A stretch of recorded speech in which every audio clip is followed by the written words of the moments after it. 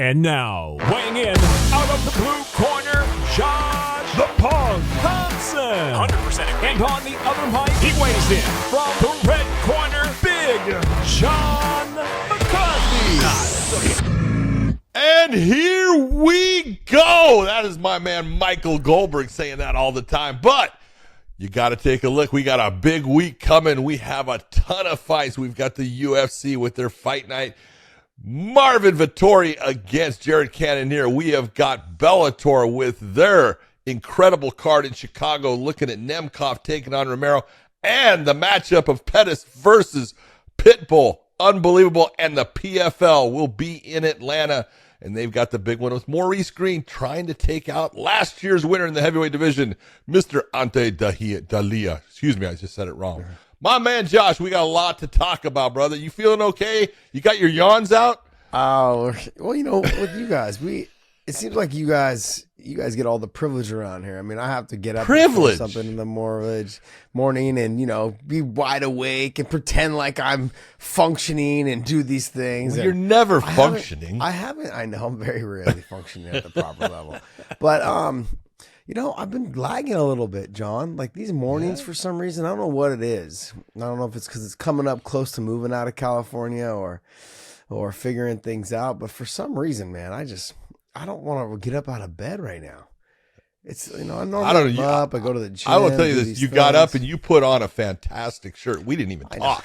That is fantastic. We didn't even talk. I feel like, I don't know. It just feels like we're at a school like field trip where they all have matching shirts so you don't get lost. Yep. We're gonna hold the rope. Yep. Everyone hold their hands so you guys don't get lost. Okay, everyone have the same color shirts on. So that's the kid that goes to our school. Anyways, look, there's a lot of good fights going on this weekend, you know. But before we get into that, go to onlyfans.com/weighing-in. Subscribe to us over there. We just did a couple fan questions offline that we're gonna be submitting over there for some people. And those will go up on our OnlyFans. We take fan questions from OnlyFans. We answer those questions and we put them up on our OnlyFans for you guys only. All right. So, John, I guess, look, there's a lot to talk about. We've got 3 cards, got a little bit of news, and let's get right into it, man. UFC, ESPN, whatever, on ESPN or in the Vegas, Apex, whatever it is. I mean, Apex. Can't we just say, is it 47 or is it like 248? No. What is it? No. What number is it? Is this UFC on ESPN 47? It's Vegas 75. Jesus. See, Told you, man. You almost could take those numbers and. Yeah. Right. Yep. Yeah. Almost. Oh. All right.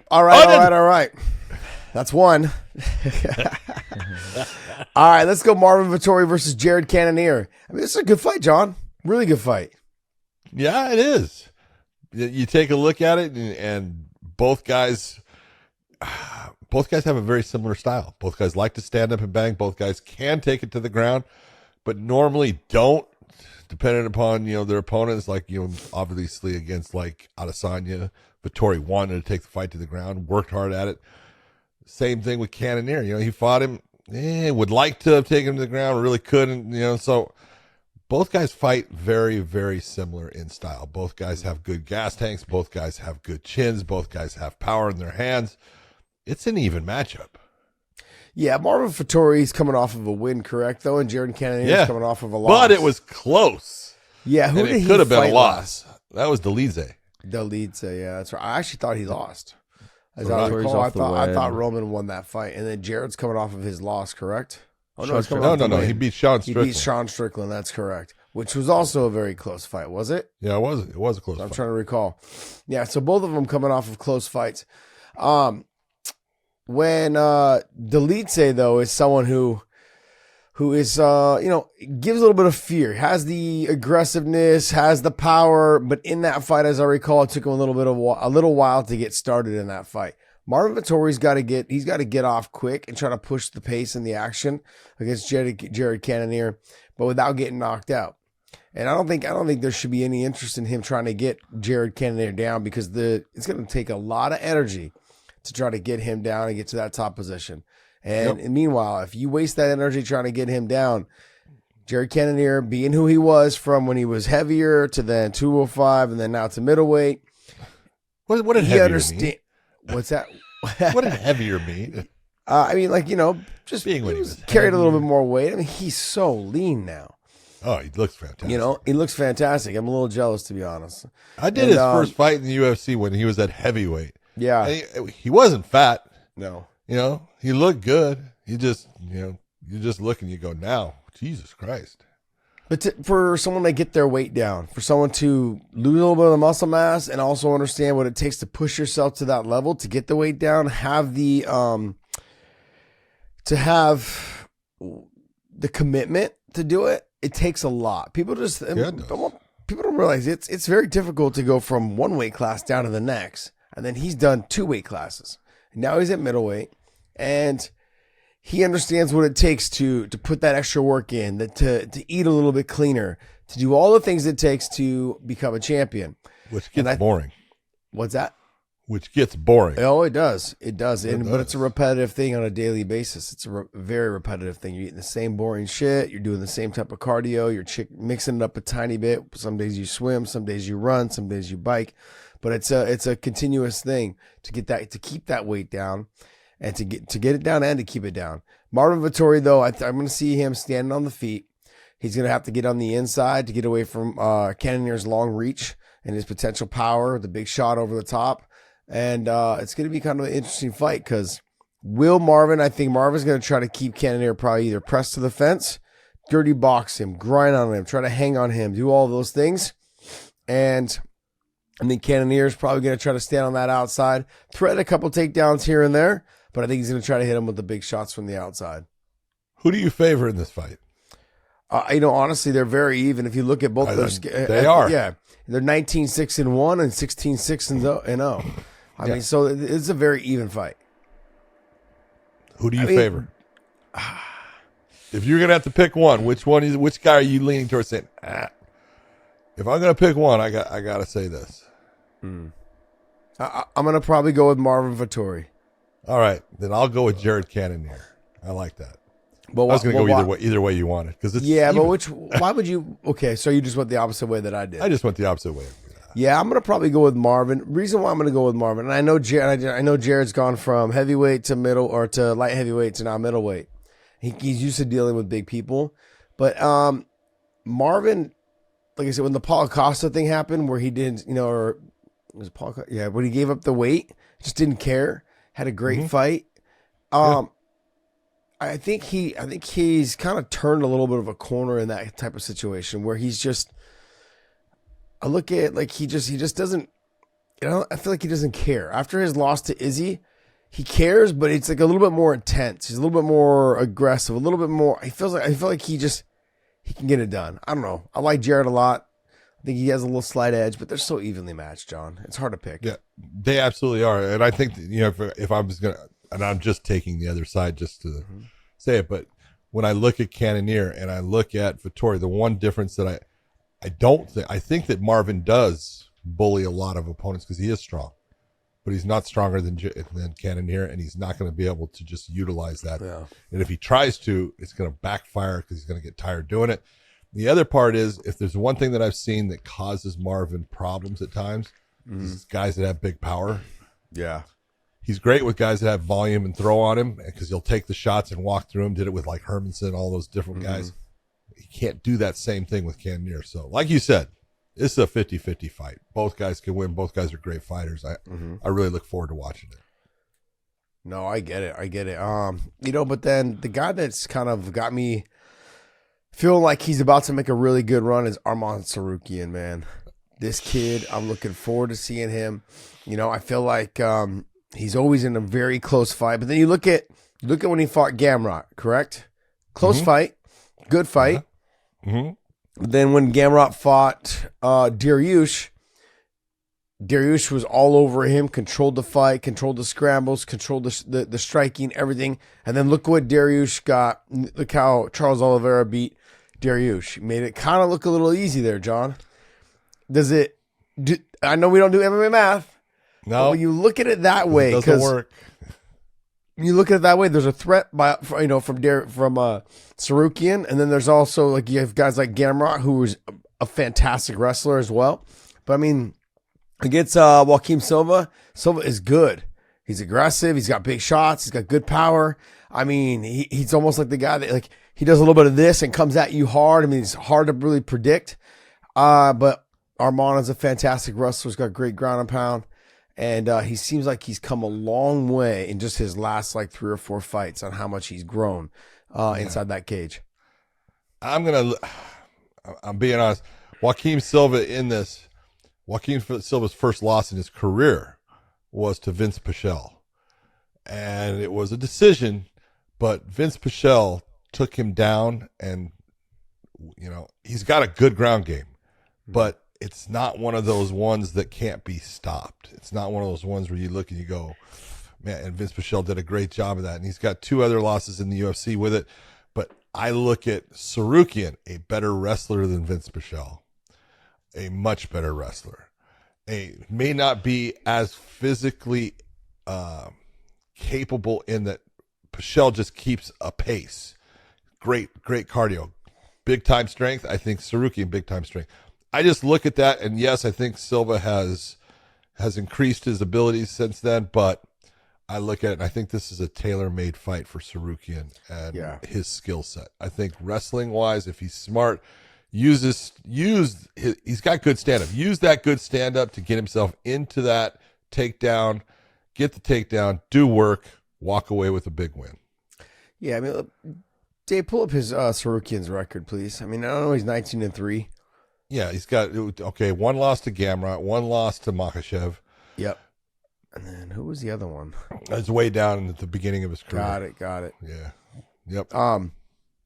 But I mean, he's really good. I mean, like he's got over Frivola, over Abin Mercier. He's got it over Joe Alvarez, Giagos or whatever. And then, I mean, he's really, really good. Christos Gallegos. You know, and so I look at his 2 losses since being in the UFC.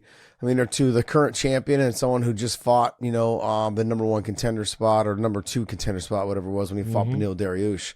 You know, I mean, he's got to step up the level of competition. I don't know if Silva is that level and concerned like with other guys, Ramos and Frivola and other guys that he's fought as of recently. You know, he's right there. Silva's tough. He's going to give a little bit of a threat. I think with Sarukian, he's got to be careful of the arm and guillotine. He's got to be careful with the way he shoots when he gets the takedowns to avoid those type of submissions. But outside of that, and like you said, I don't know if Silva's submission game is good enough to finish him. But I mean, everyone makes a mistake. Sometimes. Oh, if you make mistakes, you can get submitted.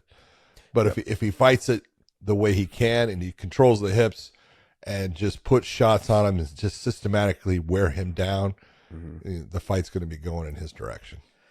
Do you feel like this is kind of one of those fights to build him up, to get him back into that running of the top 5, top 6, top 5?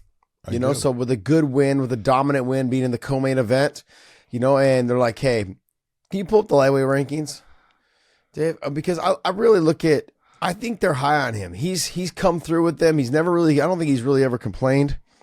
You know, I think he's if I look at him, he's what number 8 right now? Number 8. He has a loss to Gamrot. I mean, him and Fiziev would be a fun fight. Oh yeah. You know, and possibly even like a Michael Chandler. I know Michael's got the potential fight with Connor, if that thing ever happens. That ain't happening. Yeah. But I mean, you get into this top, group of lightweights. I mean, he's got the loss to Gamrot, which puts him right behind him at number 8. So Gamrot's at number 7. Fiziev would be a good fight.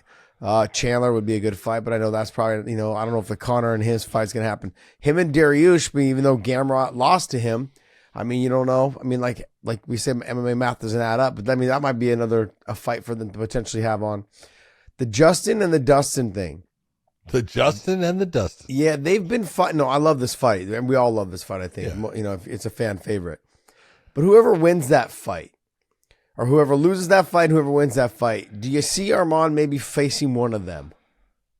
If he gets the win here, yeah, absolutely. If he gets a dominant win here. If he gets a dominant win here, he's going to want to jump up into that realm. I do think that, like what you were saying, I think Fiziev is the closer one as far as he's got 2 steps to go. Yeah. Instead of just that one giant leap, I do believe they're gonna look and say we want 2 fights out of him to put him in that contention, because by then you would have had Oliveira fighting Makhachev again if that happens. There's the Dustin versus Gaethje fight has played out. We know who wins that, and things are going to adjust. But I think that Sarukian is right in that position. He's got two fights to put himself into that title contention. Yeah. Well, 3 fights actually, if you take a look at it. Yeah, if you take a look at the title. There was a couple things I wanted to clear up on the last show. I don't know. People got the impression, John, that I was saying that Charles didn't deserve a title shot after the performance with Beneil. And I was like, no, that's not what I was saying. I saw a couple people. I got a couple people in the comments. No, I think maybe I kind of merged what you and I were talking about the show before, about how you said if the Conor and Chandler fight happens, do you think they'll pick Conor to have the title shot against Islam, or do you think they'll take Charles Oliveira to have the title shot against Islam? And I think you were under the consensus that don't be surprised if Conor gets a win over Chandler, if they ever do fight, that they'll slide Conor in that title shot, given the history with Habib, given the history that, and obviously Islam would probably want that fight more so because it's more of a money fight than for Charles to get the title shot. Look, Charles is very well deserving. There's no doubt about it. I mean, like if you look at you look at what he's done in the lightweight division and the guys that he's fought, he's pretty much beat all the top 5 guys. Yeah, he's only had one bad fight. Yeah, exactly. And his fight against Makhachev just wasn't a good performance for him. No, and I think he understands that. I think that settled his nerves, his dominant performance over Dariush, and there's no way. He's one of my all-time favorite fighters ever since he was in the featherweight division. I love watching Charles Oliveira fight. Just had that style and the confidence. I was like, this guy's so good on the ground. Why is he standing so much? Because he's good at it. That was back when he was in the featherweight division. Yeah. And then now being where he's at, of course he deserves a title shot. There's no doubt about him. He's already beaten Dustin. He's already beaten Justin. He's already beaten Beneil. He's already beaten Chandler. That's your top 5 right there. He's beat them all. And not only has he beaten them all, but he's finished them. There you go. And so that's another thing. Like there's no one else ahead of him that deserves that title shot against Islam. I mean, then that's when you get into physique. Beneil was the only one that you could say if he got the win, he deserves it. He didn't get the win. Charles freaking just took him out. Yep. And in dominant fashion, and you look and you go, I don't care who you have. Charles Oliveira deserves that rematch with Islam Makhachev. Yeah, I mean the only, and I'm like I said, I'm not saying this is gonna happen. We were talking about is that they could potentially try to slide Conor in. Yeah. And if you're Islam Makhachev, who do you want to fight? You've already beaten Charles, and if Conor is available, if he does get a win over Chandler, I think it would make sense. You have a marketing, which is the easier fight. Yeah, of course. I think Conor's the easier fight. Conor's the easier fight, but then on top of that, there's just the UFC doesn't have to promote shit because it's already all written for him. Oh, you've got you're gonna bring back the bus thing. You're gonna bring back you're gonna see a bus window getting broken multiple times again. Yeah, you're gonna see Habib again. And they're gonna show Makhachev in that bus because he was there with him, right? Yeah. They're gonna show it all, and they're gonna go right back to using that whole. They don't even have to write it anymore. They're like, okay, this is exactly what I have to market this fight. The facial expression, send location. Now you'll have Islam probably say the same thing, send location, and it writes itself. I smashed your boy. Yeah, smash your boy. So, I mean, no. I think outside of them pulling a little that little switcheroo, I think that obviously Charles Oliveira deserves the title shot. Oh, deserve? Absolutely. There's no doubt. Yeah, there's no doubt about who deserves the shot. Who gets the shot? Well, yeah. That is to be only answered by the UFC, so we'll figure it out. That's it. Go back to the card there for us, Dave. So you also have the return of Pat Sabatini going against Lucas Almeida. Sabatini in his last fight. Pull up Sabatini's record off. What was his win streak going into this last one? he was on 1, 2, 3, 4, 5. He was on a 6-fight win streak when Damon Jackson took him out quickly. Yeah. And, he got clipped. He got just put into, a bad position. It says TKO, submission to punches. What the fuck is that? Who the hell puts that kind of stupid ass finish? There is no such thing as submission to punches. Apparently there is, John. You should probably apparently where learn Dave the goes rules. to Sure Dog. Jesus, that's horrible. You need to learn the rules. You don't think that's Submission an to official? punches. You don't think that's an official thing? First off, I know it's not an official thing, you dumbass. I'm gonna find it. Oh, I'm gonna geez. find it elsewhere. Look at if you get finished by punches and the referee stops it based upon here's your criteria. If you cannot intelligently defend yourself, meaning that your brain has been scrambled and you don't even understand how to successfully try to defend yourself, it is a KO.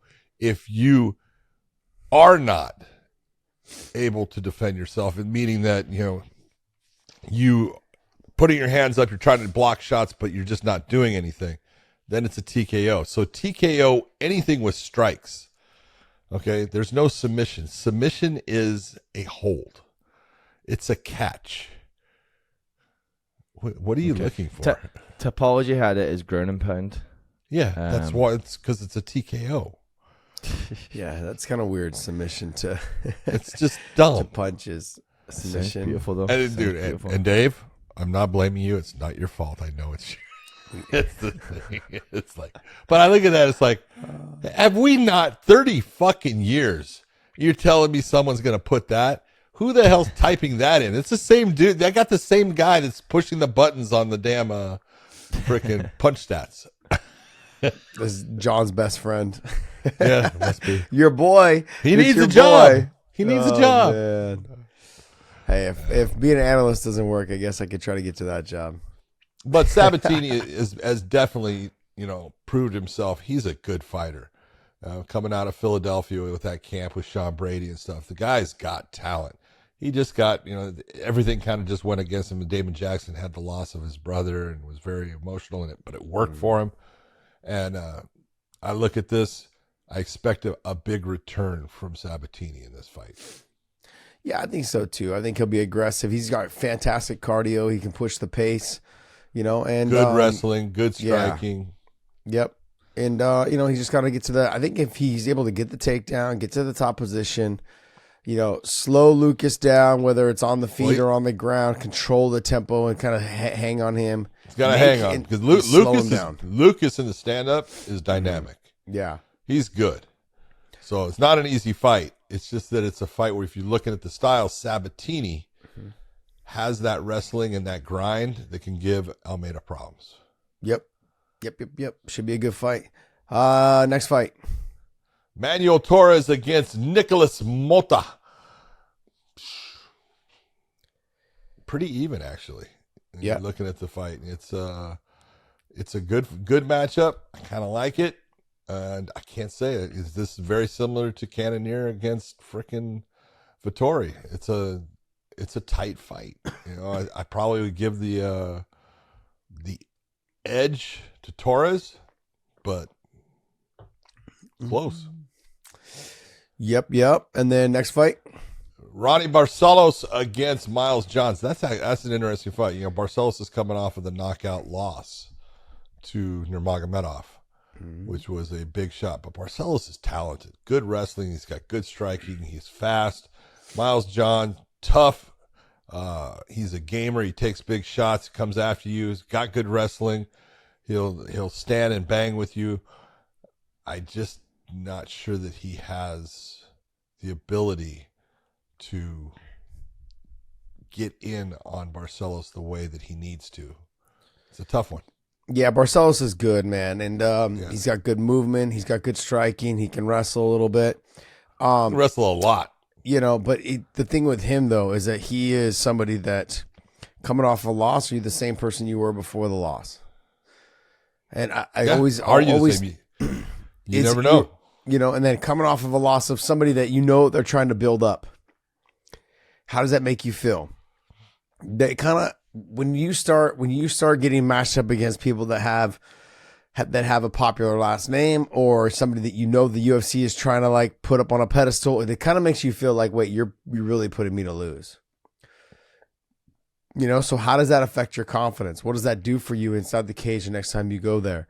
It kind of weighs on you a little bit. Like, man, I'm really just someone they look at like to come in here and compete and to win or to lose, but like against the people they want me to fight, they're kind of picking me to lose. They'll let you know that they're not feeling like, it makes you feel like you're not the marketable one. So I don't know. I mean, I want to know mentally how he feels about the whole thing. And Miles John is just a dog, man. He's tough. He's good. He all is the way a tough around. guy. Yeah. Look, I know because we've got a lot of cards to talk about. Is there any fights on the prelims here that you wanted to chat about? Yeah, dude, I will say that there's several fights, but Nicholas Dalby always brings it. He's fun to watch. He is a freaking Viking.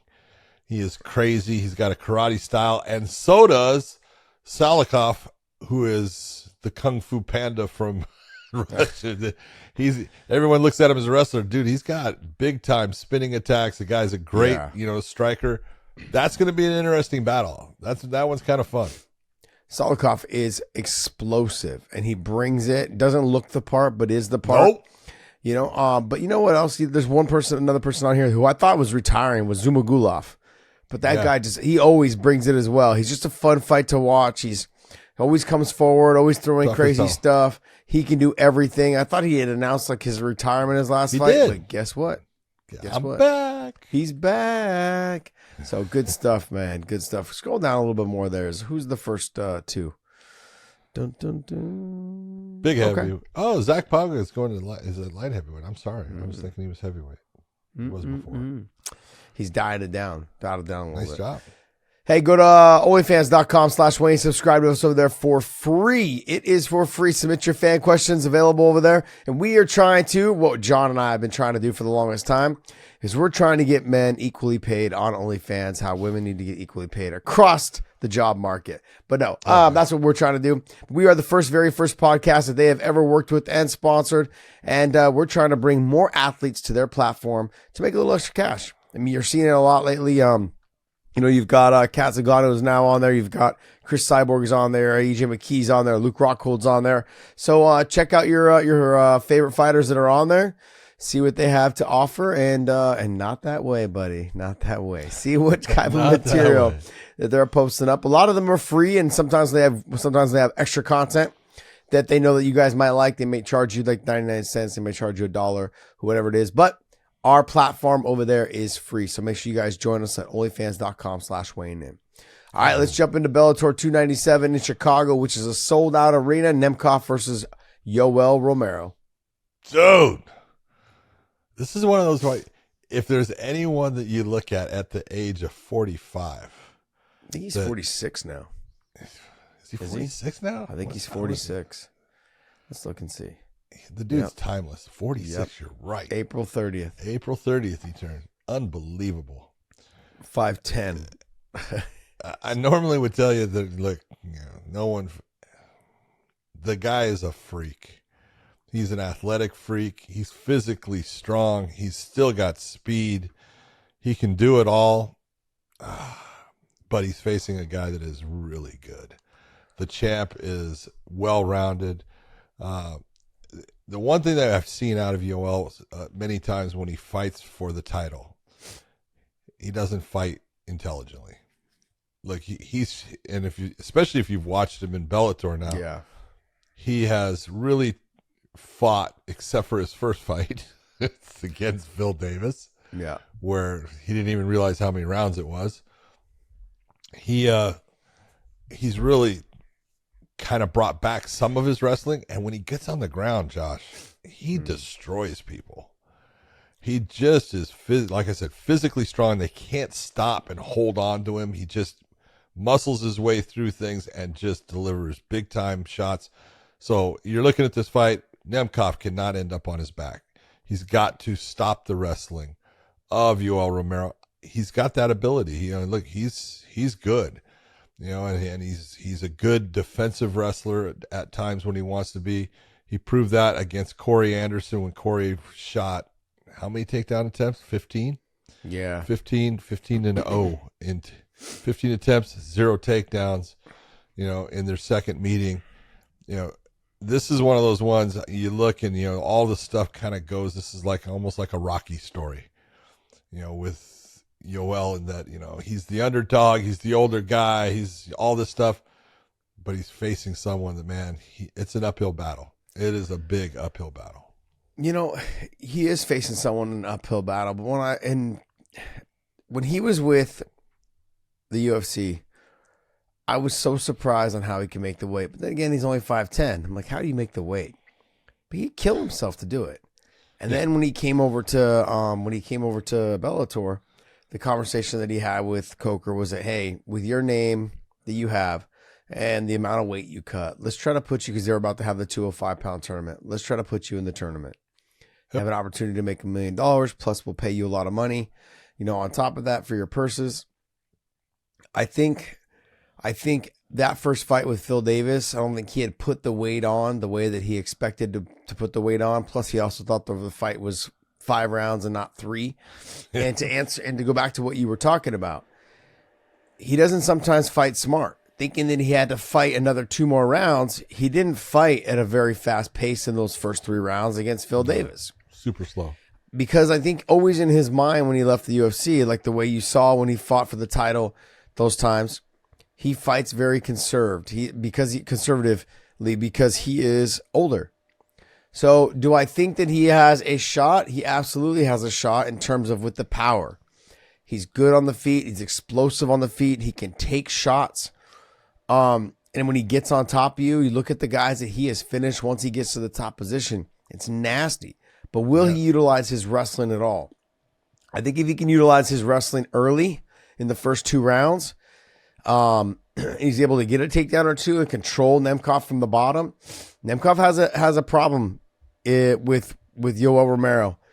Is if he ends up on bottom, he can't afford to be doing what he did to Ryan Bader, swinging for arm bars and hanging out down there. No, your whole goal needs to be on getting up. Yep.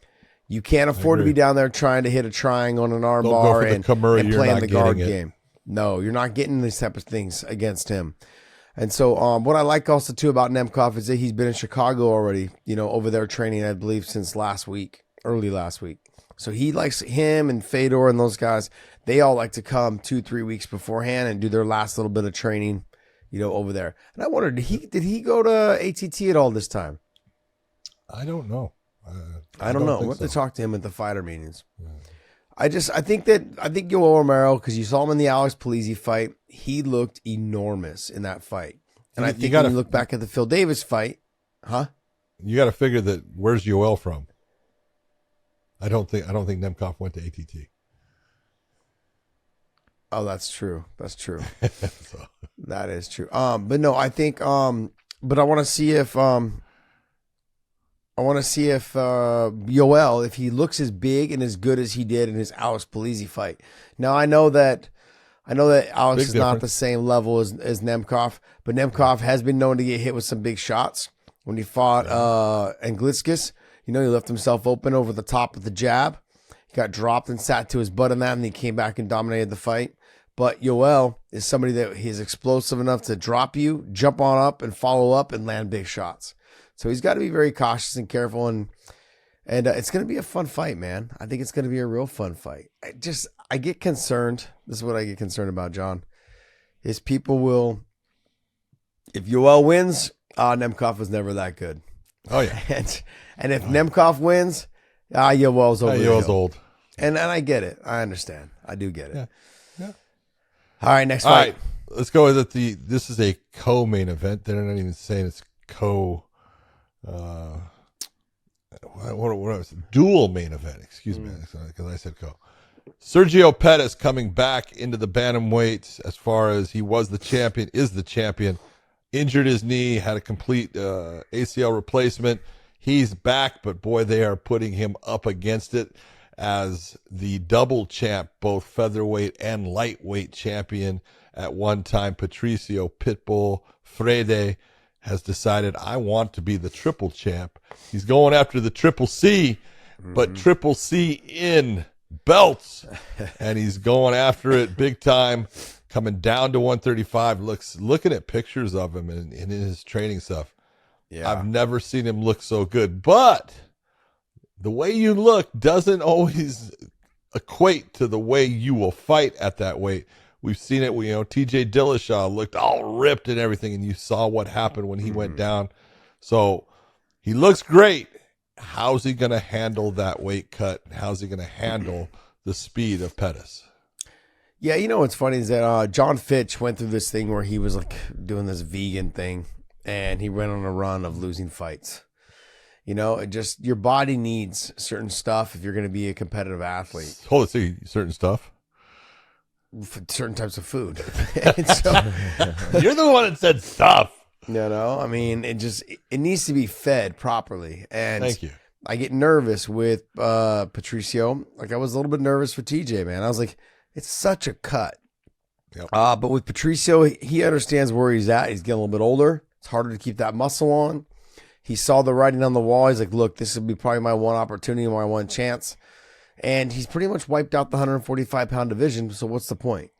Everybody in that top 5, top 7 or whatever, he's already beat. And there's no reason for him not to try this. This is a good opportunity. If he does win this, though, does he stay there and defend it one time? You think so? Has to. I mean, John, he doesn't have to do anything. Has to do anything. Has to.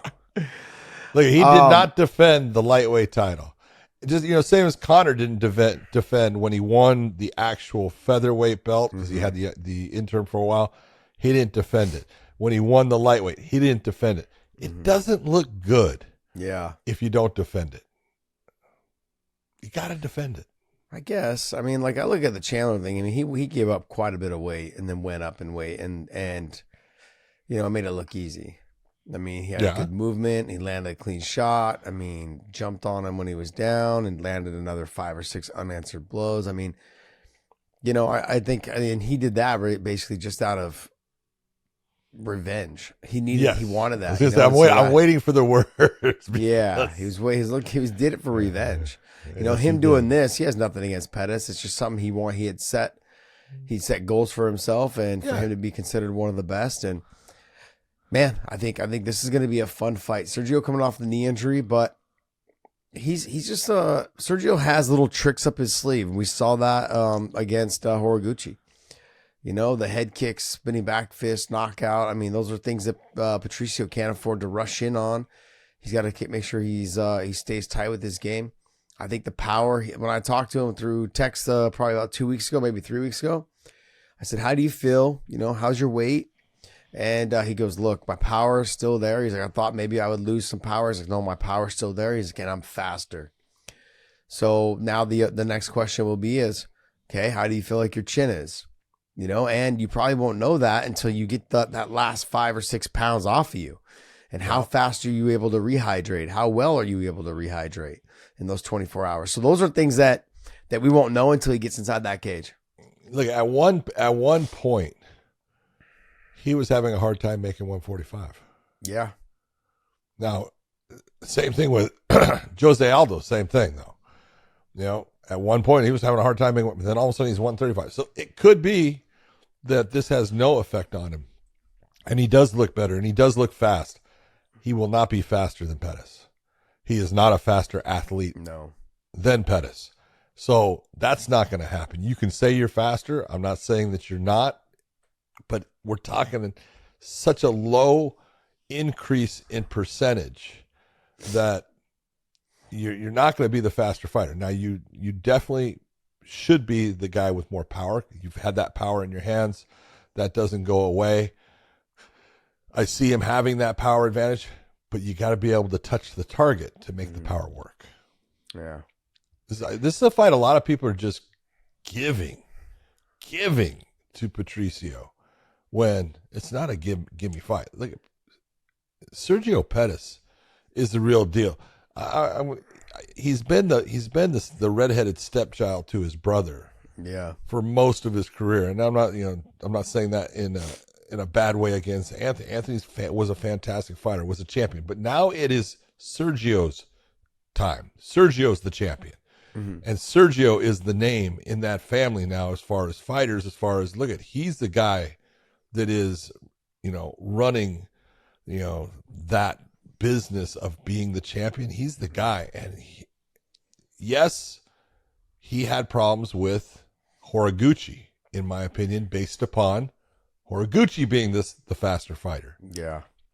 And it takes the one thing, but it was, a lot of people say, oh, he got lucky. He did not get lucky. He did something that he's done in training for his entire career. He caught it at the right moment, and it worked. That just shows he's a smart fighter who's got a big tool bag, who can sit there and, he can lose minutes in fights, but it doesn't mean that he's going to lose a fight. I think it's a great matchup. Yeah. I think this is a who's who. Anybody can win this fight. Well, I think this is why people are overlooking Sergio Pettis when it comes to this fight, is that when you're someone like Patricio and you have the accolades that you've had, almost every fight except for one, he's been able to redeem his loss. Yep. So that 35-5, four of those 5 losses, he's been able to redeem and come back and he's won.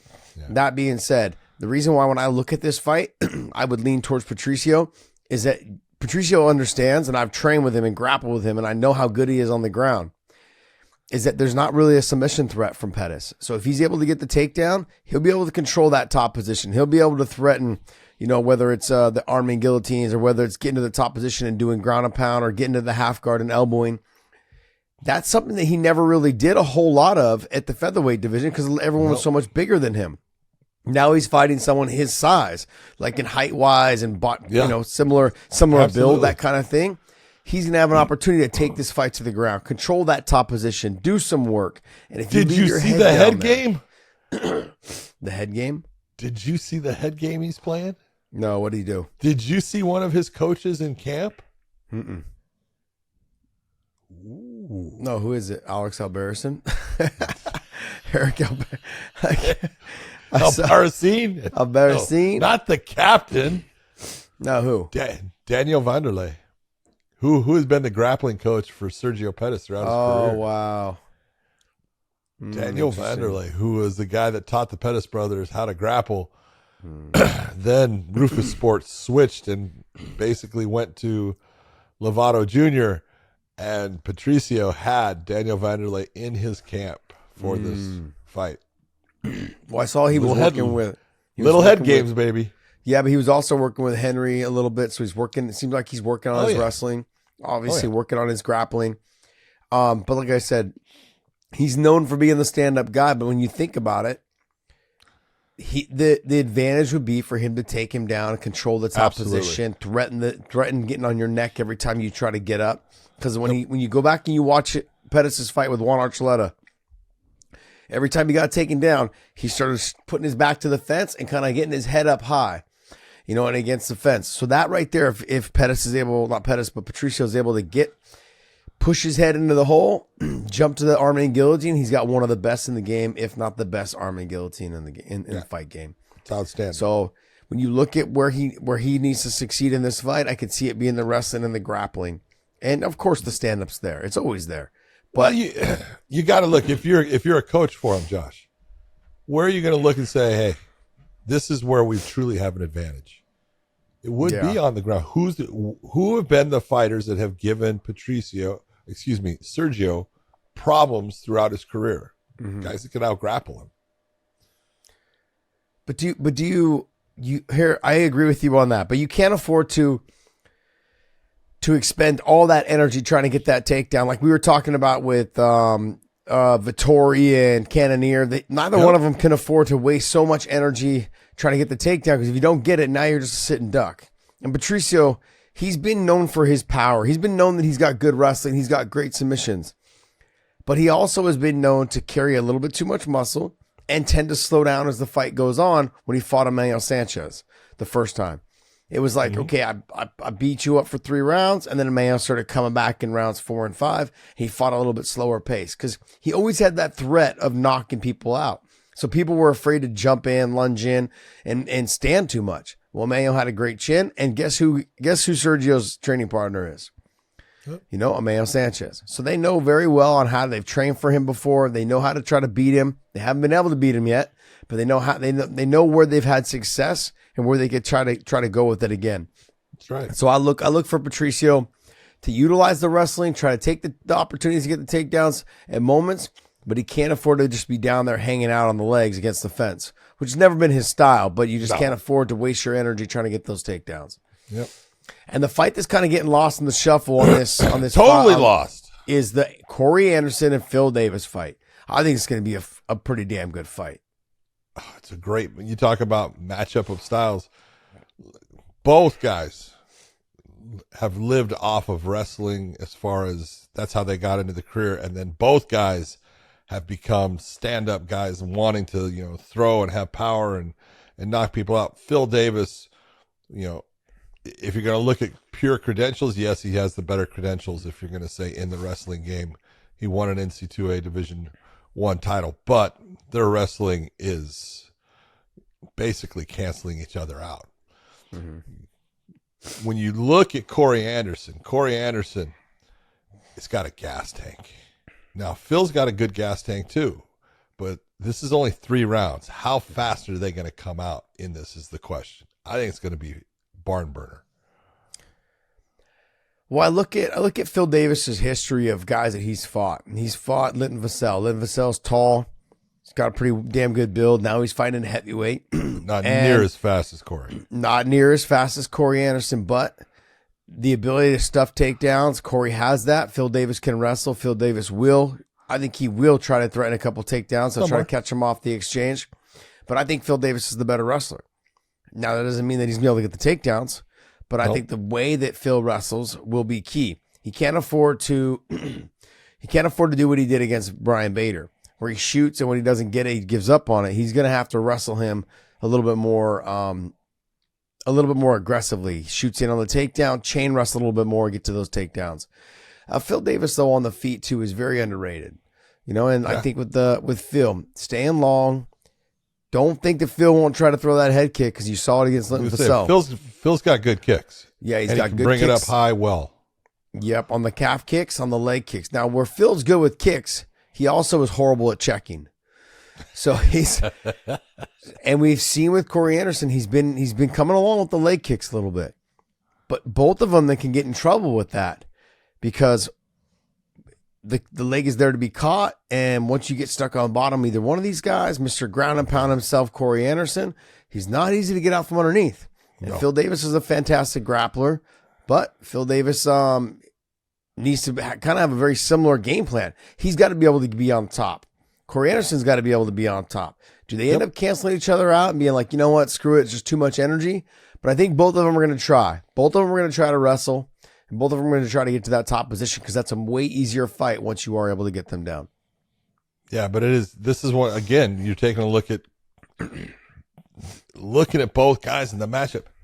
It's a pick 'em fight. I mean, yeah, even right across the board. It's both these guys, great wrestling, really good stand up. Both have good chins. Both have good gas tanks. I'll give the gas tank a little bit to Corey, but as the fight goes on, this is one of those ones. It's like, well, who gets the better shots in? It's going to be lucky. John, we've already kind of talked about the heavyweight portion, but Sergio Pettis and Patricio, and then Corey Anderson and Phil Davis. Give me the winners of each one of those. Oh man! You put me on the spot for the UFC card, so I'm doing it. Well, to you I now, did buddy. because it was a UFC card. I can't say that on this one. That's No, wrong. I'm actually commentating this. I can't do that. That's No. wrong. I can't do Look at that. this. John It's doing true. the back. He's doing the calf. That's why I did it with the UFC. You can do that. You can do it on the UFC with me. Oh no. Yeah, I can't do that. Jeez, man. Jeez. Look Can't. at that. Excuses. It's not right. Excuses. It's okay. You go give it. I can't, man. I can't do this. It's against the rules. I can't pick a winner. All right, the next fight, man. Daniel James coming off of a nasty knockout down in Pachanga, and you've got against how do you say his name? Gokhan Sarakam. Gokhan Sarasham. Sarasham. Is it Sham. I thought it was Sarakam. Okay. Sarasham. All right, but hey, this Daniel James is a huge man. He is a big dude. Is he what, He's a big dude. 6'8", 6'6", Nah, he's 6'8"? 6'6". 6'6", but just enormous, man. The Yeah. first time I met him, we shook hands, and his hand went all the way around my hand. It was like I felt like I was shaking a little kid. My hand was Well, you don't like have a the little biggest kid's hands. hand. as it I don't is, have man. the biggest hands either. But so you have someone he's got good stand up, he's got big power, he's got good wrestling. Yeah. Do you think Daniel James is going to wrestle? I think he's smart if he does. I think he needs to put Saracham against the cage, lean on him, make him carry all that weight, because like he's going to weigh in at 265, 266, since it's not a championship fight, and he's going to come in at 286. He'll be somewhere. He's going to tell you, oh, no, I'll only be like 270. He'll be somewhere in the 280s by the time that fight. Saracham is not going to be even close to that. He's going to be a good, let's say 40 pounds less than Daniel James. Saracham's got good speed in his hands. He's got good stand-up. His real nemesis is guys that can wrestle and put weight on him and make him have to carry that weight and slow him down from his stand-up game. If this is a boxing match, I'm going to go Saracham. Yeah, he's not as big, but he's got fast hands. He's got good power. You know, I think Daniel James probably hits a little bit harder, but it doesn't matter because, you got to put those shots on, and I'm going to go with the speed going to Saracham. But Daniel James, in watching him when he fought in ACB and ACA, he learned, hey, I can take people down when I want. I get them tired. I take them down. And when I take you down, I am like, I say Derek Lewis I am a ground and pound monster. I hit you with shots that you cannot survive. And that's where I think he gets the win in this fight, on the ground. Wait, did you just pick a winner? No, I'm just saying, if he's going to win, that's where he gets the win, is on the ground. Wow. Saracham gets the win, keeping it on the feet. I would agree with you. The only part that I think a lot of it has to do with how long the fight takes. If Daniel James can get a takedown in the first round, it makes it a hard fight for Saracham to get back up to his feet. And then in that second round, Saracham won't be the same fighter.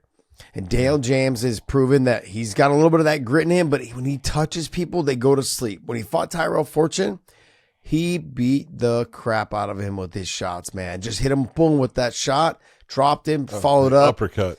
Yeah, and just a nasty, nasty shot. And then he was losing to Marcelo Gome. He was losing that fight. It was close, though, John. His leg was getting eaten up, dude. Yeah, he was having a hard time starting to move. And that's the other thing, too. When Marcelo Gome was able to tear up the leg, Saracham's got good kicks, and he's faster than Marcelo Gome. So if he lets the kicks, he's got the good jab, the long jab. I mean, he can keep on the outside. But Daniel James has proven that, like, hey, he'll bite down on his mouthpiece and just get after it. I mean, in that last fight against Gome, he really just like, you know what, screw it. Let me just get out there, try to get this thing done. And he did.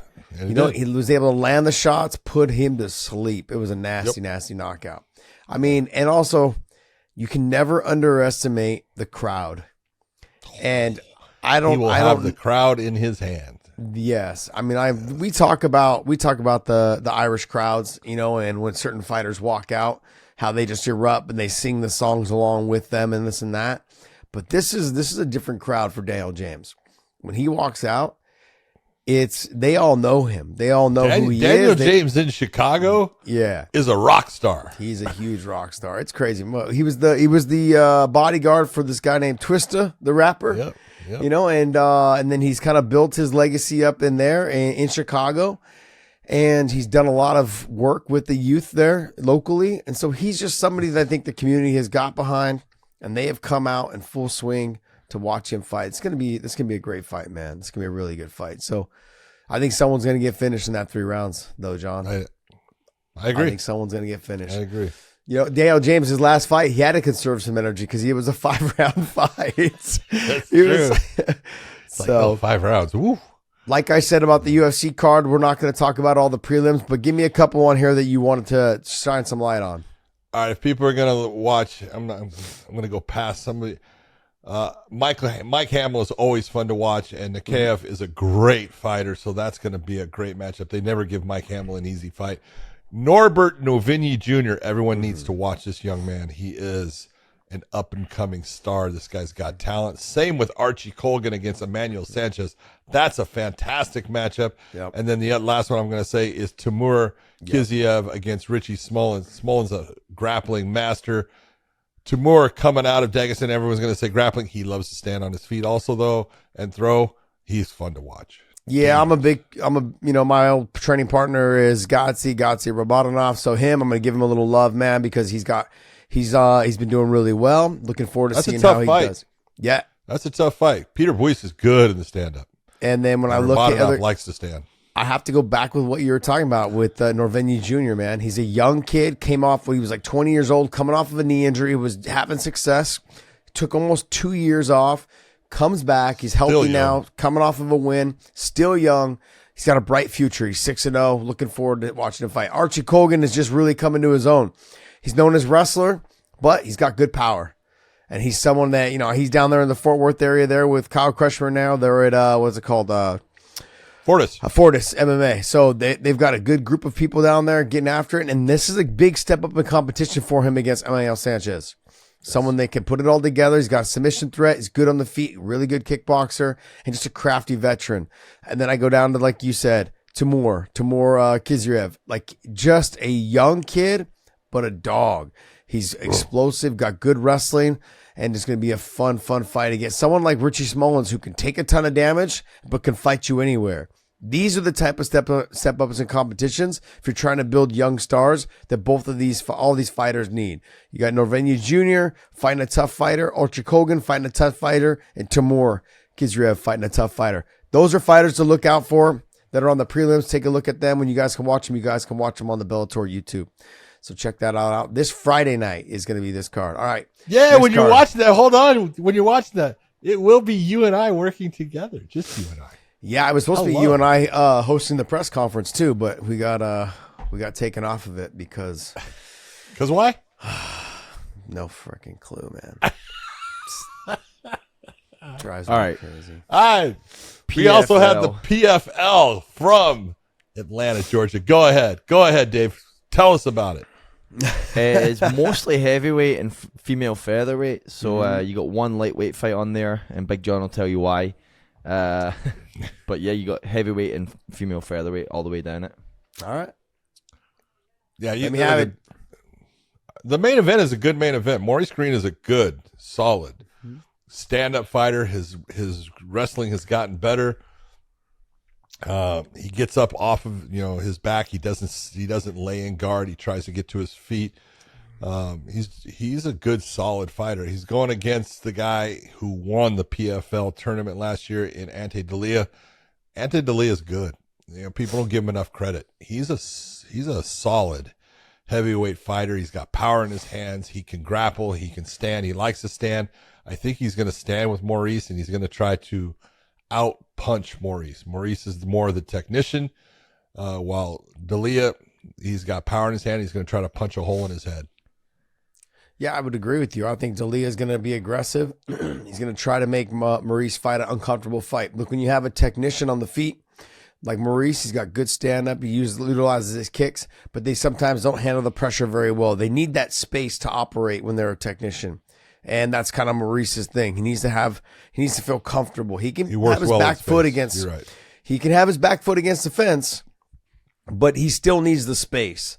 And so he's going to have to keep his jab. He's going to have to keep his combinations, all those things in front of Delia's face to keep him at bay. But if he can't do that, and Delia makes it like a grimy, dirty fight where he comes out and he's just fluttering him with big shots, it's going to make it hard for Maurice Green. But I think it's going to be a good fight. Flutter him?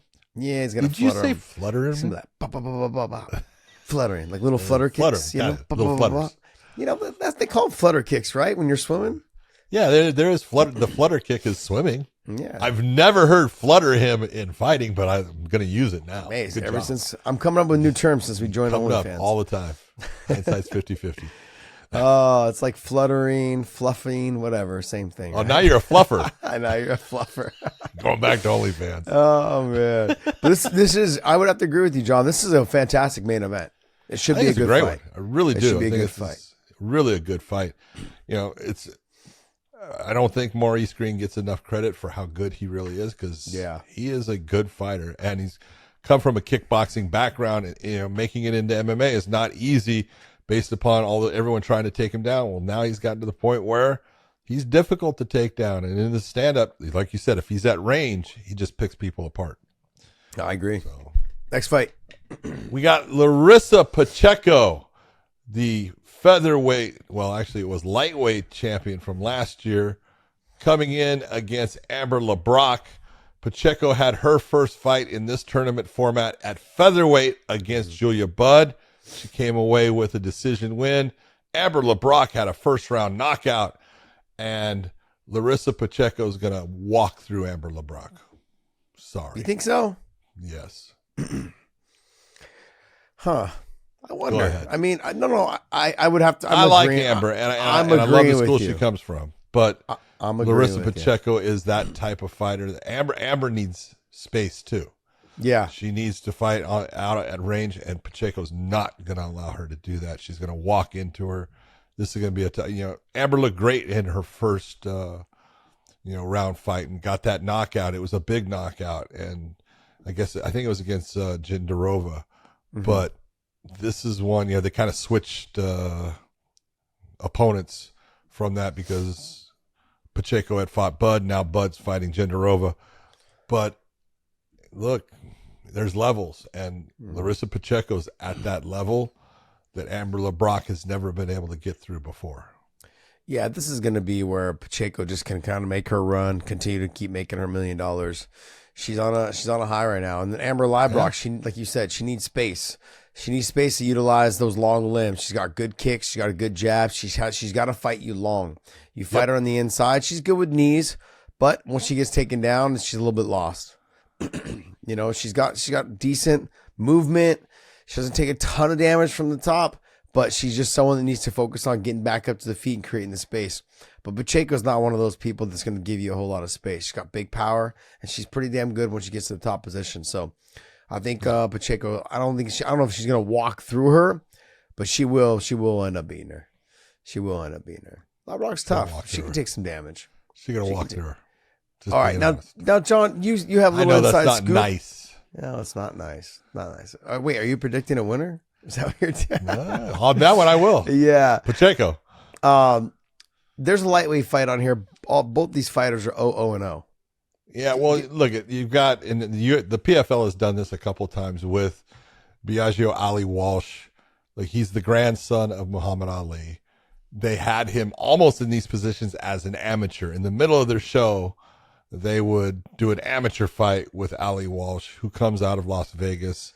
He was a student at Bishop Gorman, good football player there. He's a good athlete, and he's a good young fighter. He's got holes in his game. Mm-hmm. He's got to close up, but that's part of being a young fighter, and that's what he was using all that amateur for.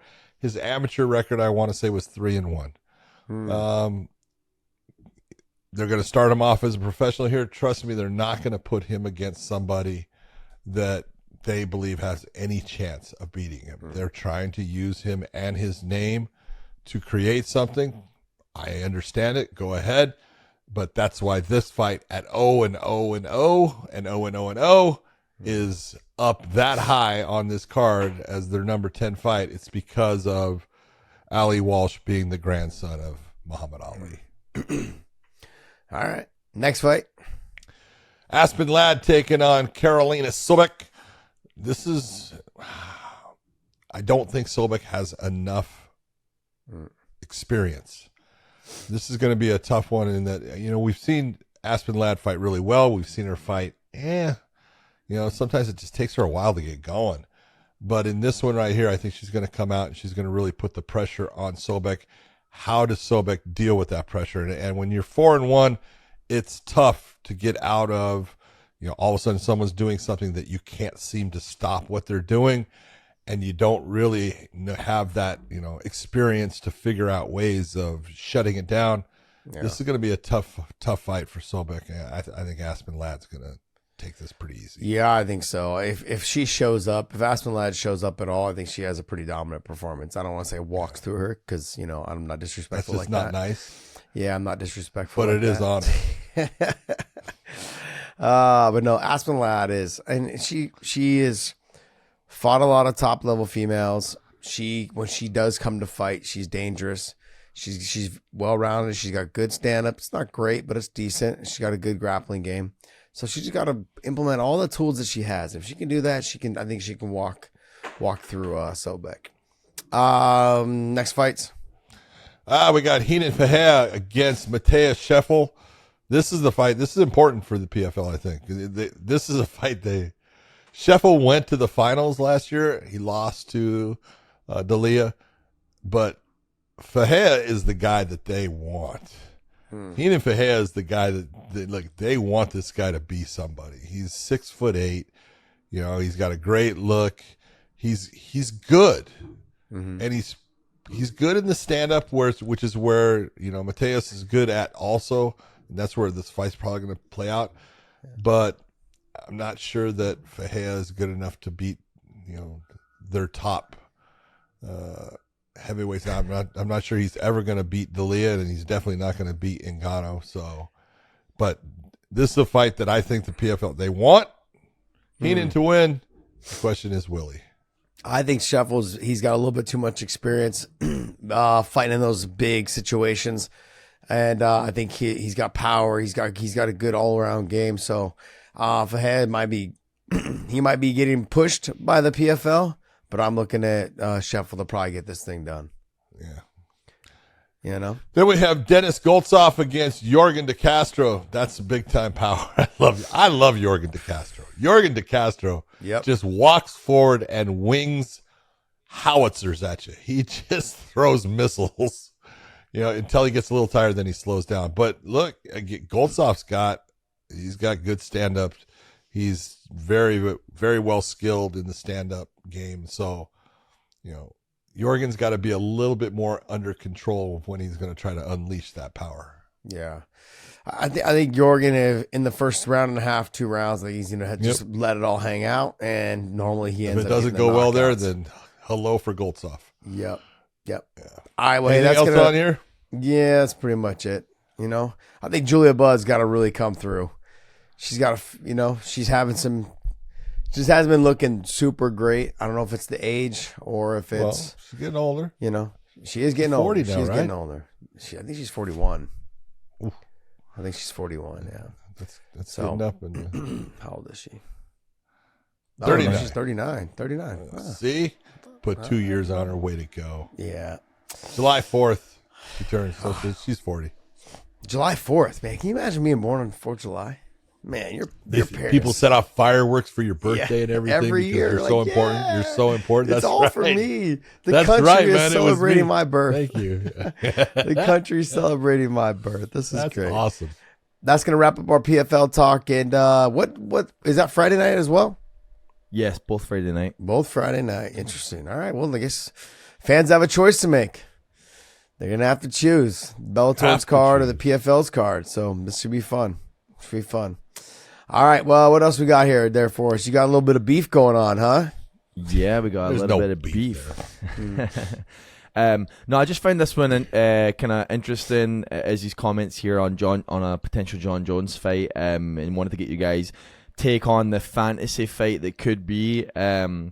Izzy was interviewed yesterday or on Monday and said, "We've beefed. I don't like Jon Jones. He doesn't like me, but we respect each other's skills.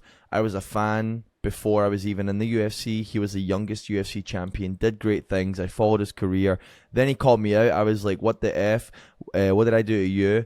I went back at him, and we went back and forth for a little bit on Twitter, which was fun, but the story's not over." So Izzy giving the impression that we could see a fight with Jones. But the story is not over. Josh, the story's over. Yeah. Izzy needs to stay away from that. He needs to stay far, far away from that. And I got a lot of love for Izzy. I think he's a fantastic fighter. He is. And he's grown a lot, even since his loss to Jan Blachowicz. He has all this. He has the ability. Like, he can stuff takedowns. I know he wasn't able to really do it a whole lot against Jan, but man, he's a good anti-wrestler. He's got quick hands. He's got power. When you talk to Jan goes to the same thing. He's like, I didn't expect him to hit that hard. He hits hard. And so that threw off Jan a little bit too. But Jon is proven time and time again he's at a different level. And also, too, going up to heavyweight, I just don't see it happening. I don't think there's any reason to make that fight happen. And I think it's over. I agree with you, Jon. It's over. Yeah, I mean, you could keep the beef going if you want, but it's not going to lead to anything. Yeah. Because Jon's not coming back down to 205. It would take him a long time to do that, to do it right. And so Izzy's not going to be able to go to heavyweight. He doesn't, he's got a long frame, but it's not a heavy frame. And so, hey, they're both great fighters. If you're going to look at the person that's a terrible matchup for Israel Adesanya, you're looking at Jon Jones. Mm-hmm. Israel, when you watch him fight, he does really well, especially when he has the length advantage. Guess what? He doesn't have the length advantage. He doesn't have the height advantage. He doesn't have the length advantage.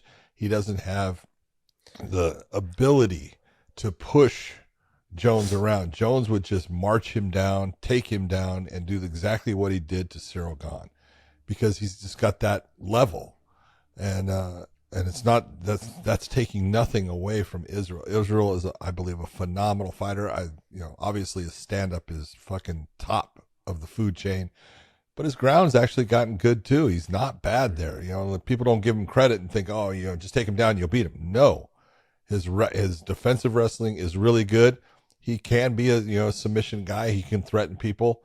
Yeah, I mean, ask Logan Paul. He's getting submitted. Logan Paul left and right. There you go. But look, there's certain things you just don't go towards, and Jon Jones is a guy. Don't even look in his direction, man. You can beef with him all you want. Just never sign a contract to fight him.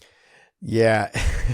And I'm not saying Israel is afraid of him or anything like that. No. Personally, I think it's a bad matchup for Israel. The UFC would never do this. No, I don't think so. There's no reason. It doesn't do them any good. Let's live in the world of what ifs for 1 second. Let's just what if Israel did knock out Jon Jones. It would ruin their heavy. It would ruin their ability to say that Jon Jones is the GOAT. That Jon Jones is the best baddest man on the planet. Baddest man on the planet. They would ruin that. Yep. And then if Jon destroys Izzy, everyone's going to say, why? Why'd you do it? Because now you have your 185-pound champ just get destroyed, and may never be the same after that. Yeah. And so it just doesn't make any sense. It doesn't work for you. Yeah, it doesn't work. And that's why the beef part, look, Twitter means nothing. No. Go ahead. Tweet back and forth. Say nasty things. I don't care. That's what you want to do. But it's never going to lead to you guys actually stepping foot and getting paid for a fight. You might fight on the street. That's up to you. I hope not. Don't fight for free. Don't fight for free. All right, next. All right, let's hop into this last one here. From the past weekend at UFC 289, Miranda Maverick had posted on Instagram talking about being blind from the second round on, and was worried during that round and during the fight for the third round. At the end of round 2, basically came out and couldn't see. So wanted to get your thoughts on, Jon, from the official standpoint, how does that happen? How do they go back out there with that? And then Josh, just any experience there that you want to share? First off, when she's saying that she was blind, she's talking about one eye, because if she was blind, she wouldn't have been able to even square up with her opponent. True? So I'll believe, and I'm not saying she's lying. Left eye. I believe that one of her eyes, and this happens when you get hit. Sometimes it's caused by an injury, being a detached retina. You take a shot, your retina gets torn, and trust me, it takes your vision away. There's times when you get hit and you just don't see out of one of your eyes, and it's not. Sometimes you're completely blind. You really just don't. Sometimes it's the clarity of your vision goes away, and it comes back later on. But for an official side, there's no way for any official to be able to tell when a fighter can't see out of their eye, and there's no true injury that shows that it's being, swollen shut, or a cut is dripping into it or anything like that. You're not going to be able to tell. Look at Michael Bisping, went through a lot of his career having a fake eye. Okay. So, you take a look and you go, it's not an easy thing to do. There's a lot of people out there. Clay from Indiana, he had one eye. There's a kid from Knoxville, Tennessee, Dre Miley. He's got one eye, and they fight well, so the problem is commissions normally don't like to license those people because they're afraid of their one eye being injured and they can't have a blind person fight. So for the officials in it, they're not going to be able to tell until Miranda says, I can't see. Yeah. When she says, I can't see, well, then they, start to bring the doctors in and all those things. But, this could be the reason why, when we talked about her and her corner, Elliot Marsh telling her, tell me you're not going to grapple. Well, it's a whole lot safer to grapple when you can't see than it is to stand up and fight when you can't see. So I can understand why she went into that grappling situation when he was telling her not to, because when you can't see, grappling's a whole lot safer than it is to be out in the middle of the cage throwing shots. Yeah, in terms of fighting, we saw a little bit of it with Chris Curtis the other day. He's got blood in his eyes. It's blurry. It's like a halo of red. Like it's really hard to see, to visually see. And then also too, it can happen as with anything. It can be happen with a glob of Vaseline. I've had corners put Vaseline on me, and then they pushed it into my eye, and then all of a sudden my vision's completely blurred. Or you have Vaseline on, and then the guy hits you, and it rubs it right into your eye, and then you can't see. You got to try to wipe it out, and it never really truly gets out because it's like a grease base, and it never comes out. And so you're fighting blind, not blind, but blurry, real blurry on one side and the other side. And then your depth perception gets off. So, she was able to continue fighting. It just didn't go her way. She had to make some adjustments. When we talk about having to make adjustments between rounds, that happens all the time. A lot of fighters just don't talk about it. And I like her as a fighter. I think she's a fantastic fighter. I think she's got potential to do something. But there's no reason to come out, I think, afterwards and say, just, hey, I couldn't see. This is a situation where with Chris Curtis, we knew about it because he's like, I got blood in the eye, this and I got cut, all these other things. With her, it's kind of a little bit of an excuse on their performance. Should have left it, went back to the drawing board. You know what's wrong. You knew what happened during that fight. Okay, next time, make the adjustments. It's very difficult to make adjustments between rounds because there's not as many rounds there is in boxing. Boxing, you can start talking to your fighter in rounds 2, rounds 5, rounds 7 for you to try to make those adjustments. You have plenty of time to sit them down. You've got 60 seconds to sit them down and chat with them for them to have to make the adjustments. In MMA, you get 2 times, if you're fighting a 3-round fight, and so it's a big deal. It's when you have them there in front of you, you need them to pay attention. We need them to absorb that knowledge and say, hey, I really need you to stop grappling. Well, you need to be, the other thing too is she needs to be up front with her corner. Yeah. Hey, I'm having problems with my vision on the right side. So then your coach says, okay, well, look, if you're going to grapple, then we need to set it up more with better strikes. Or we need to think about when you bounce them off the fence, sit them on the ground. If you don't tell your coaches, they can't help you make the adjustments to mentally plant it into your head. Hey, don't just hang out on the legs against the wall, okay, and just get elbowed or kneed or clinched and waste all your energy. No. Shoot the single, work up to the body lock. Your corners are there to help you. You've got to let them know, even if you have to whisper in their ear, hey, come here. I can't see out of the right eye. That's why I'm grappling. And they'll give you advice, but not telling them, that's a huge mistake. You've got as a fighter, you have to make those adjustments. You have them in your corner for a reason. Your corners are there because you believe in them. You trust them with ultimately your life to throw the damn towel in, to tell the ref to let it stop. There's a lot at stake when you're a fighter. You better have those corners, those people that are in your corner, they better be like family. They better be like your, that next level of people you trust with your life because it can happen. So when your eyes blurry, you need to communicate with them. Hey, having a problem out of the right eyes, can't see very well. That's why I'm grappling. And the coaches should have made adjustments for you. So that's on you. Standing after the fact, I put a little bit of a blame. That seems like an excuse to me. And whether it's true or not, doesn't matter. I believe it is true. But don't come afterwards. You know what's wrong. You know what happened. Make the adjustments now at camp. Talk to your camp about it. And hopefully we see a better performance next time. There you go. That's going to wrap us up for this week's podcast. That's going to wrap us up. Don't forget, Bellator is on Friday night. You get the PFL also on Friday night. You guys can flip back and forth to do whatever you guys need to do. And the UFC is on Saturday. So tune in. There's a lot of fights going on this week. We got a lot of recap coming on Sunday when we get back from Chicago. Yes, you got something else. Did you see that Teofimo Lopez retired? No, I did not see that. He retired. When did he retire? Yesterday. Teofimo Lopez. Done. Wow. Retirement. I forgot to bring Is that he up. really? I don't know. That's it's one of those. Is he really? No, he retired. How old is he? How old is he? Announces retirement from boxing after shutout win over Josh Taylor. Look at that. Boom. There it is. 25. You know what's... Jeez. Why would he retire? 25. I know. Yeah, and after shutout win, and two judges had it 115, 113. Shutout win. It's like, well, I had it more of a shutout win. Yeah, I thought he won on all cards, so I guess that's their shutout. But yeah, it should have been more. Yeah, it should have been more. Well, good for him, Oh, man. I mean, did you see the fucking Floyd Mayweather John Gotti DQ? No, It was hysterical. what happened? Hysterical. Dave, pull this up. Come on, it was hysterical. Kenny Bayless. I don't want to say anything bad about Kenny. He's like the Floyd Mayweather exhibition bout referee. That's all he does is he goes around doing all of the exhibition bouts for him now. Mm-hmm. But he DQs them for verbal in the game. They won't stop. They won't listen to him. They're not listening to his admonishments. And at the sixth round or something of it, he stops the fight and DQs them both.